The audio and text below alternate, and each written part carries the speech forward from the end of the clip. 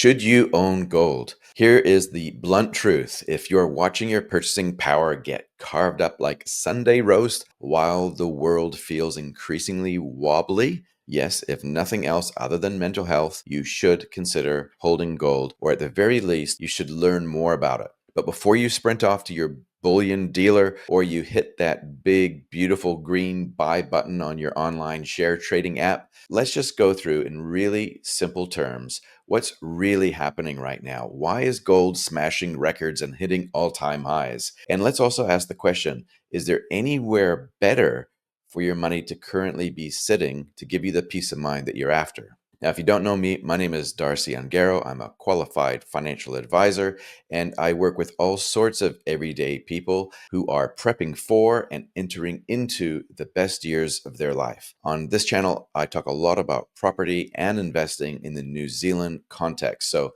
please be sure to like and subscribe if this sort of thing is what you're after. Let's begin.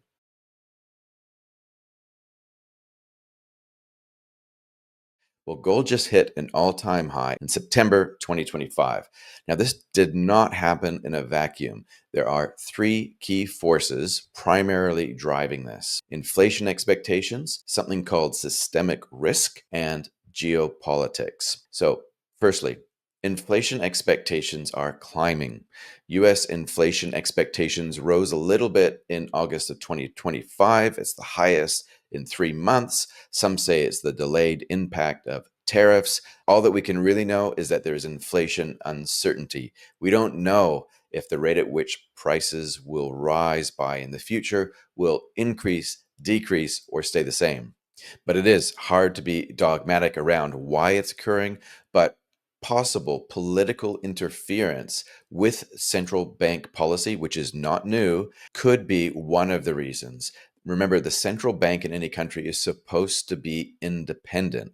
If there are attempts by politicians to pressure them to reduce rates faster than they would like to, people start to question that a little bit.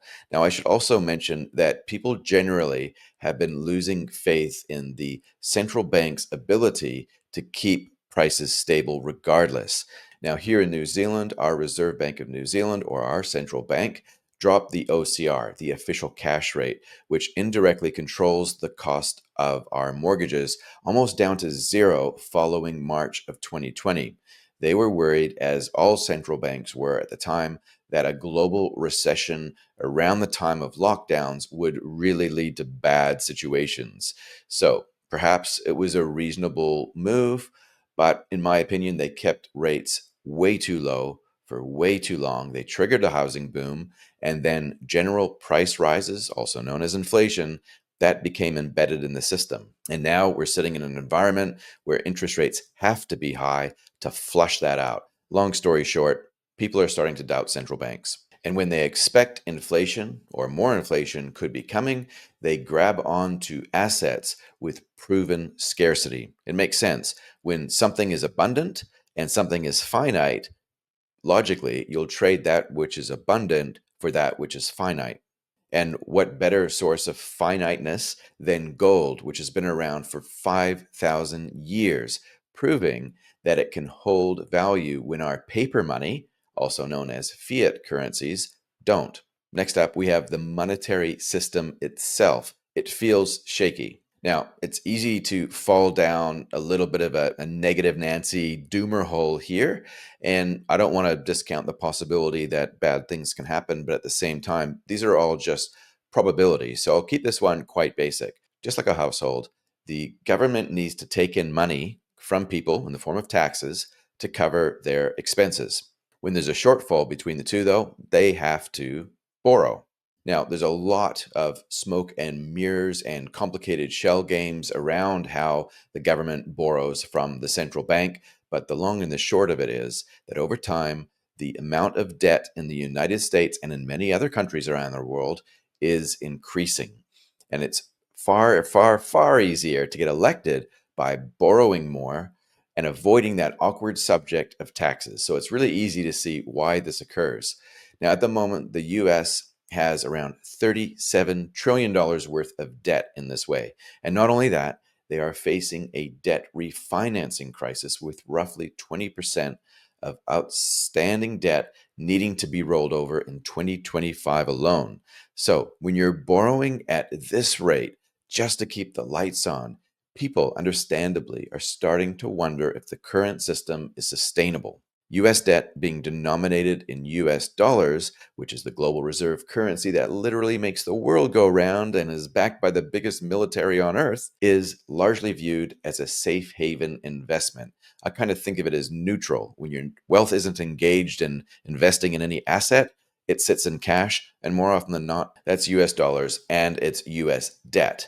So, buying US debt, by the way, is like lending money to the US government. It's seen as a risk free investment. But what happens when other countries or investors stop investing in US debt or stop lending to the United States?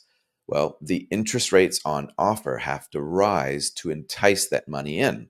Now, generally, when interest rates increase, the fixed interest rates on that US debt makes that instrument or that investment look less appealing. So the value of US debt decreases as interest rates increase. Very long story short, any increase in interest rates any further can create a vicious cycle as investors predict what happens next. They dump their debt, which is like calling back the loan, which means interest rates need to go higher, further, faster, dropping debt even further. Creates like a downward debt destabilizing spiral, horrible thing. So, what is traditionally deemed as being a relatively safe asset, that of debt, now looks somewhat risky or increasingly looks risky. This is very bullish or very optimistic for gold.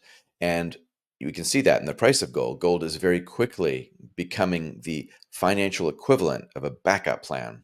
Unlike debt, which can be issued at will, gold requires an immense amount of chemicals, human labor, and energy basically to extract it from the earth. The ability for more gold to come on the market, understandably, is always going to be limited. Lastly, we have to talk about the geopolitical tensions that exist right now. Here we're talking about trade spats, trade wars, and hot wars, even. The US, for example, has imposed 145% tariffs on China. China comes back and imposes 125% tariffs on the US. Meanwhile, tensions in the Middle East are constantly erupting. The whole situation and chessboard over there is changing. We have Russia, Ukraine, Russia, Poland. We have China in the South Pacific. There's a lot of pieces moving around this game board, and it's looking like the world in the future might land in a different place than what we see today.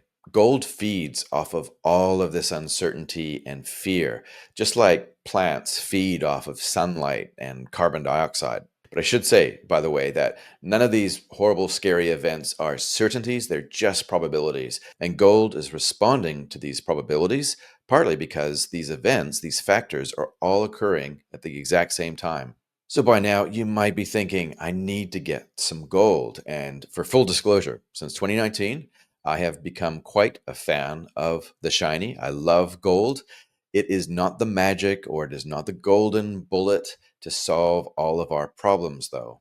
There are other options to hedge or to protect against all of this uncertainty. Even normal mainstream investments can still perform well during this time. So there's no need to go rushing to the exit and dumping all your property holdings or your investments like the S&P 500, but even holding a small amount of gold can be a beneficial learning process. But on your journey of discovery, it may come up that there is another, more modern answer to the problem, and that's Bitcoin. Unlike gold, which can be mined deeper and deeper in the earth and maybe even catch an asteroid, Bitcoin is programmatically limited to just 21 million of them. Most of them have been released into the wild already. Some of them have been lost, but it is digitally scarce because of the blockchain that it operates on, which is one way to ensure that nobody else can come along and control, copy, and paste infinitely. It's digital scarcity, but is it really an alternative to gold? Well, gold has a 5,000-year-old track record of history, and it's referenced by everyone from ancient Egyptians to modern day central banks. That's 5 millennia of people trusting gold in times of crisis. Bitcoin's barely old enough to drive a car. That car is extremely sophisticated, mind you, but there are many times in history where things, just because they're better, doesn't mean that they become what's used by everybody. Electric cars were invented in the late 1800s. Betamax versus VHS, if you want to do some research from the 80s, same thing. Sometimes better doesn't mean that it's going to be the future. Now, if you're a fan of Bitcoin, I please bear with me here. I like Bitcoin too, to be clear, possibly more than gold. But the thing with any type of investment, with any option out there, is that you can't get too stuck in siloed thinking. You have to challenge your views. Now, at the time of recording, one Bitcoin is worth 115,000 US dollars, or about 190,000 New Zealand dollars.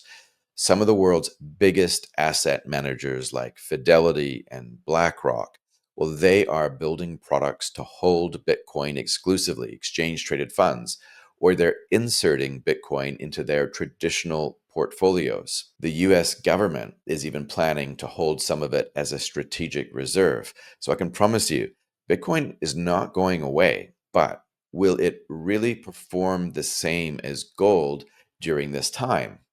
Maybe, but I'd say the chances of it performing better than gold will increase with time because then it will become more universally understood. I think it was Einstein who allegedly at a dinner party said that I know not with what weapons World War III will be fought, but World War IV will be fought with sticks and stones. If we end up living in a world which has gone backwards, where there's no power grid, where there's no law and order, basically, if it's a zombie apocalypse scenario, gold will be worth infinity relative to the US dollar. So even a tiny amount could pay off significantly, at least in the form of wealth insurance. But what if all of the change that's occurring in the world is partially caused by the digital transformation of everything? Well, a form of money like Bitcoin, which is programmatically scarce, now becomes the essential form of wealth. Either way, as the world transitions off of our current fiat financial system, which is when we use money that's backed by nothing other than trust in our government, any new system will almost certainly, at least initially, need to be linked to something which is scarce. Otherwise, no one would trust it. Up until we get to this new world, I would personally expect governments to keep creating vast piles of new currency to patch up all of the cracks in the system. And they'll keep on trying in vain, in my view, to keep the party going, to kick the can further down the road, just to keep things the way they are. And that brings us back to today. And what should you do? In my view, and this is echoed a lot with the people that I talk to from overseas, gold hedges against a world that might be going backwards, and Bitcoin prepares us and hedges for a future which is going more digital. In either world, even a small amount of either gold or Bitcoin increases in value to infinity when it's denominated in a form of money which is going to zero. Now, remember, none of this is investment advice, partly because I don't know your personal financial circumstances, and partly because I'm not talking about a financial product. I'm talking about two other forms of money, gold and Bitcoin. But I hope you enjoyed that perspective today. And please do drop a comment down below. What do you think? Does gold have a place in your own portfolio? What about Bitcoin? What about both? Until then, we'll catch you in the next one.